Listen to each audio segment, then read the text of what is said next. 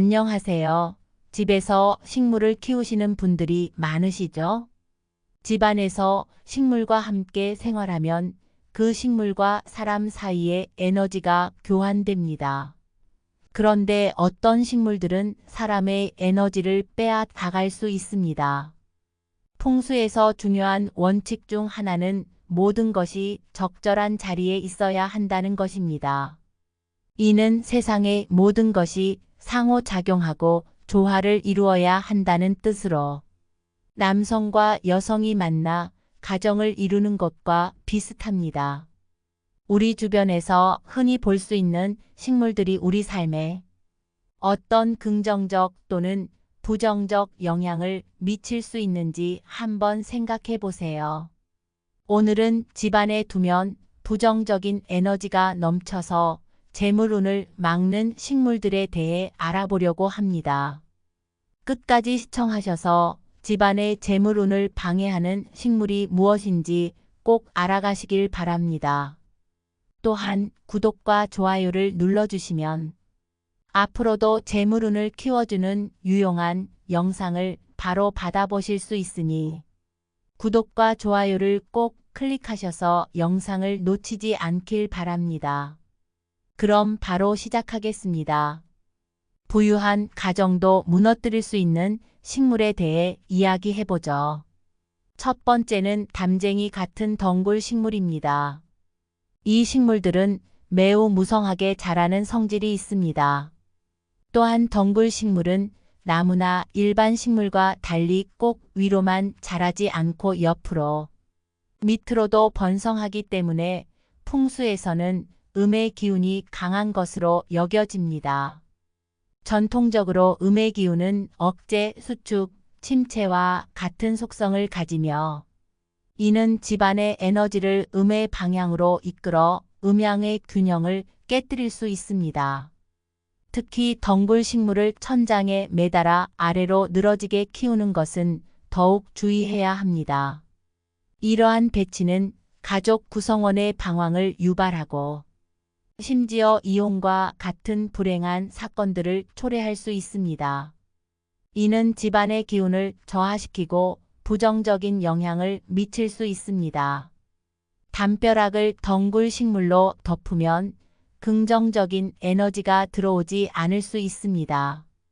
이러한 환경은 자녀들이 방황하고 가정 내에 불화와 어려움을 초래할 수 있습니다.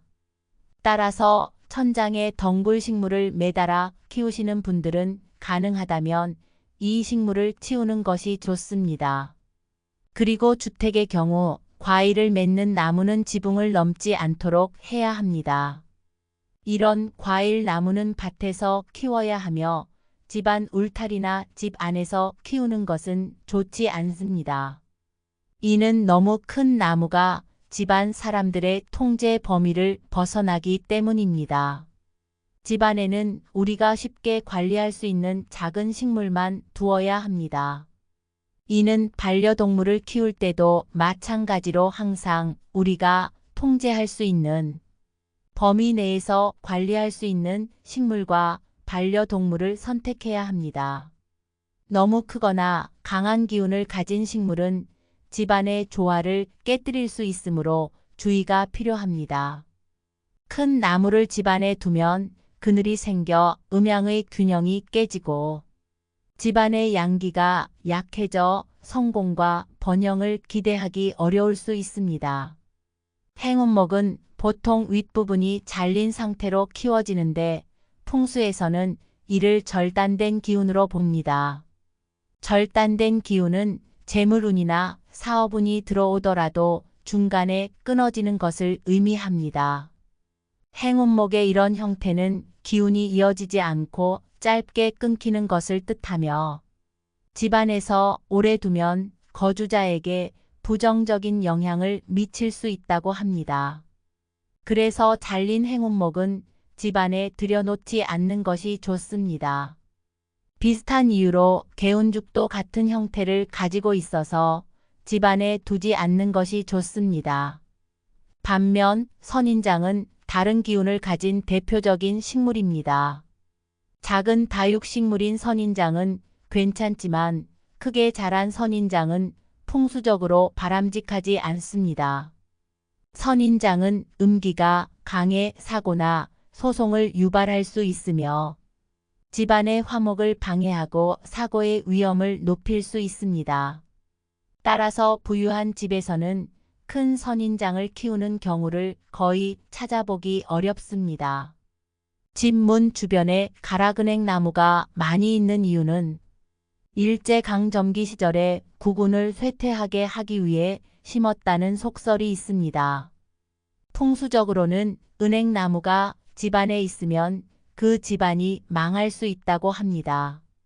이는 은행나무가 강한 음기를 가지고 있기 때문입니다. 집안에 은행나무가 있다면 가지가 지붕을 넘지 않도록 주의 깊게 가지치기를 해야 합니다. 이는 집안의 기운을 올바르게 유지하기 위한 중요한 조치입니다. 부잣집도 이러한 영향으로부터 벗어나기 어렵다고 합니다. 숯에서 방사되는 원적 외선의 범위는 약 1m에 불과하다고 합니다. 이는 숯이 방출하는 에너지가 예상보다 제한적이라는 것을 의미합니다.